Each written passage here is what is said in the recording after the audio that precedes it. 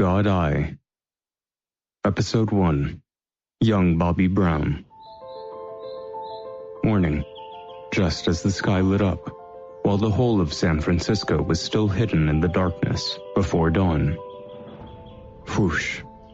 A young man reacted on instinct, throwing off his warm and comfortable covers, jumping up from his bed, and putting his clothes on. All of this was done in less than one breath. At this time, most of the other students were still sleeping. The young man was between 13 and 14 years old, with a slim body and a childish face. He wasn't super handsome, but still good looking. His eyes were especially clear and full of fighting spirit.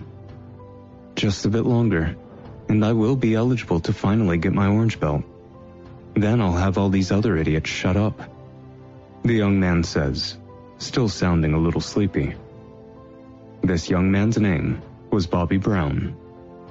Half a year ago, he came from the recruitment center at Belmont to the San Francisco City Training Facility, based on his superb performance. The city's training facility was very reputed, as the fighters that reached the top there were said to have mystic abilities of controlling things such as their chi, helping them on their path to becoming immortal beings. Back at Belmont, he was a genius for his age, and was the first to receive a yellow belt at his age. From then on, he left the life of mortals and stepped into the gateway of becoming one of the greatest fighters to have ever lived. At that time, every old person in the city praised him for his talent, saying his future could not be measured. His family, friends, and other relatives all had big hopes for him.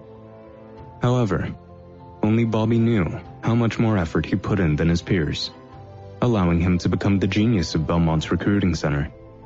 With the goal of becoming one of the greatest fighters to have ever lived, he knew that one of the only ways to get there was by learning to control his chi at the main training facility at San Francisco.